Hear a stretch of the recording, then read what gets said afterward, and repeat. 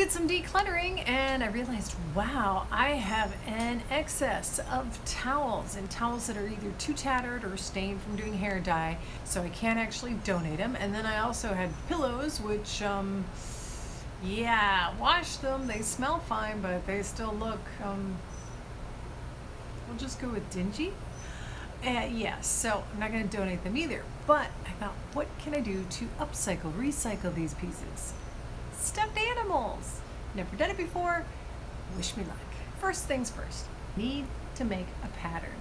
So my goal is, I thought I'd make a cat. Let's say you're going to make this cat at its base is going to be whatever you're using for it. It's got to be 1.5 times wider so that it can have room for stuffing.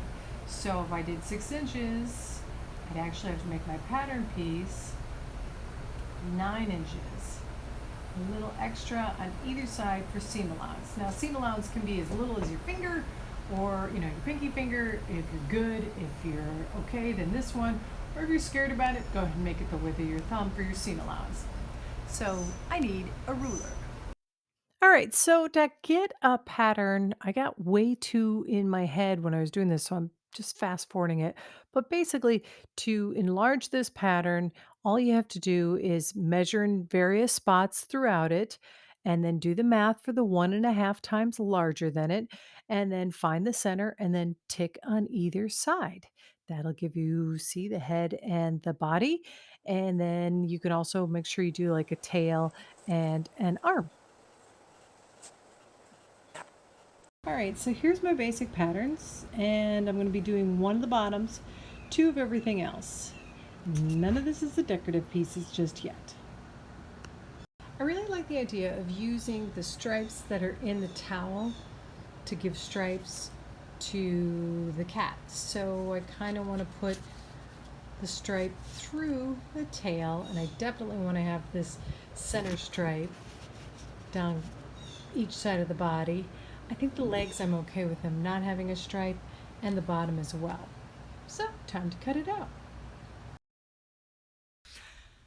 I have footage of me cutting out the pattern, but do I have footage of me actually sewing it together? Yeah, because how to work a scissors is so difficult.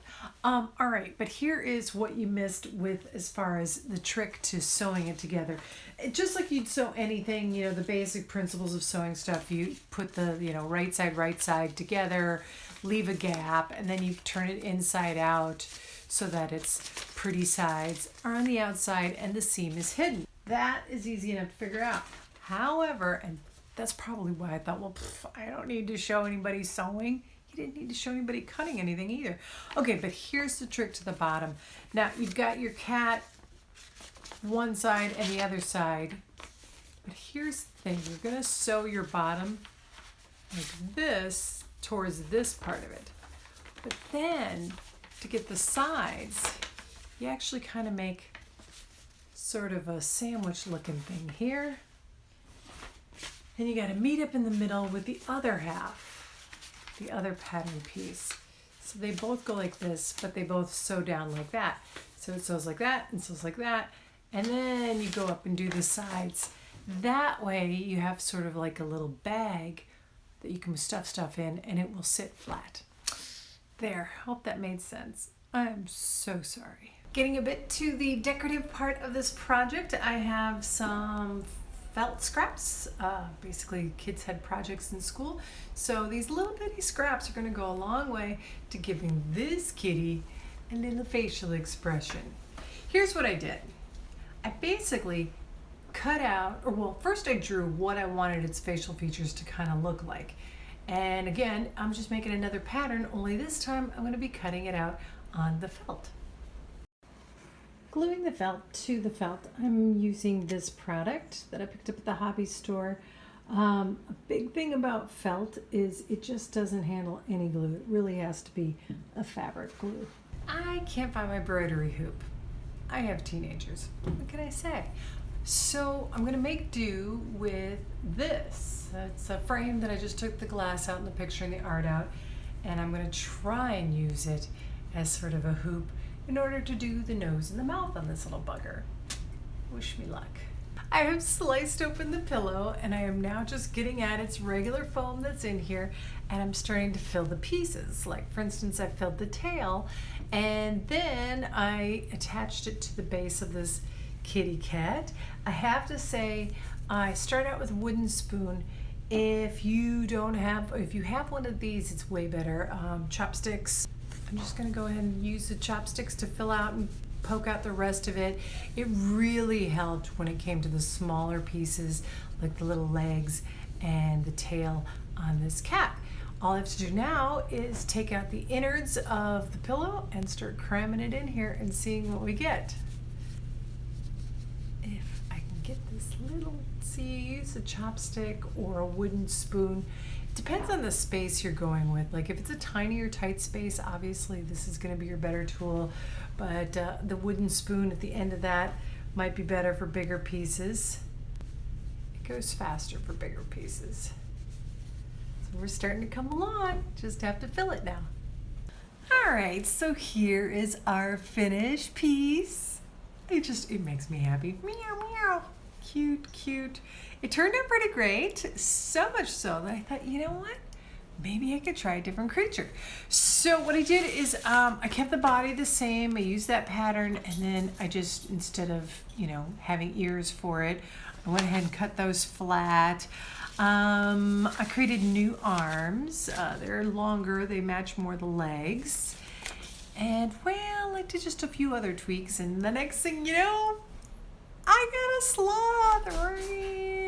Actually, it is technically a three-toed sloth.